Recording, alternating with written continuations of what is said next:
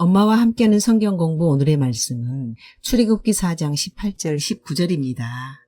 모세가 그의 장인 이드로에게 돌아가서 그에게 이르되 내가 애굽에 있는 내 형제들에게로 돌아가서 그들이 아직 살아있는지 알아보려 하오니 나로 가게 하소서. 이드로가 모세에게 평안히 가라 하니라. 여호와께서 미디안에서 모세에게 이르시되 애굽으로 돌아가라. 내 목숨을 노리던 자가 다 죽었느니라. 아멘. 드디어 모세가 하나님께서 주신 사명을 감당하기 위해 애굽으로 가려고 결단하고 장인 이드로에게 작별 인사를 합니다. 이드로는 모세가 광야에서 방황할 때 사이로 맞아 가정을 이루게 해준 고마운 분입니다. 이때 하나님께서 모세의 불안한 마음을 가볍게 해주기 위해 한 가지 정보를 알려주십니다. 모세의 목숨을 노리던 바로왕과 그의 간신들이 다 죽었다는 것입니다. 모세가 하나님의 부르심 앞에 계속해서 뒤로 물러났던 가장 큰 이유는 애굽의 추적을 받고 있는 살인범이기 때문입니다. 그런데 그 추적자들이 죽음으로 말미암아 모세가 미디안에서 40년간 숨어 지내야 했던 그 족쇄가 풀린 것입니다. 이러한 모세의 마음을 알고 계시는 하나님께서 모세에게 출애굽 소명을 주실 때에 먼저 이 소식부터 말씀해 주실 수는 없으셨을까요? 하나님께서 떨기나무 불꽃 가운데서 모세에게 나타나시기 전에 이미 출애굽기 2장 23절에서 애굽 왕은 죽었다고 밝히고 있는데 아직까지 모세는 이 사실을 모르고 있습니다. 이후 이스라엘 백성을 출애굽시키는 과정에서도 모세는 애굽에서 재앙이 몇 번째까지 있을지도 몰랐고 출애굽 후에 홍해가 가로막고 있을지도 몰랐습니다.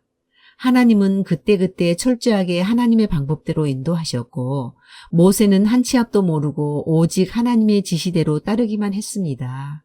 사실 하나님은 우리에게도 한 치 앞도 보여주시지 않습니다. 하나님께서 한 치 앞도 보여주시지 않는 이유는 무엇일까요? 그 이유는 너무나 간단합니다. 순종훈련입니다.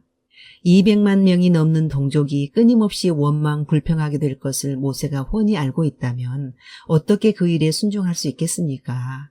한 치 앞을 보여줬을 때 좋은 일이면 순종할 것이지만 나쁜 일이면 도망갈 것입니다. 그것은 순종도 아니요, 믿음도 아니요, 헌신도 아니요, 복받을 일도 아닙니다. 하나님께서 한 치 앞도 보여주시지 않으면서 우리에게 요구하시는 것은 묵묵히 순종하라는 것입니다. 그러면 하나님께서 책임지고 다 알아서 하시겠다는 것입니다. 우리는 그저 따라가기만 하면 된다는 것입니다. 그렇다고 하여 한 치 앞도 알려주시지 않은 것도 사실 없습니다. 길이요 진리요 생명이 되시는 예수님만 믿고 따라가면 구원이요 영원한 승리라는 것을 성경에서 구구절절 말씀하셨습니다. 자녀된 우리는 우리가 알고 싶은 것이 아니라 하나님께서 말씀하신 대로만 따라가면 됩니다. 우리는 오늘 죽어도 천국에 간다는 이 사실 외에 아무것도 모릅니다. 그러나 염려하지 맙시다. 하나님 우리 아버지께서 책임지실 것입니다.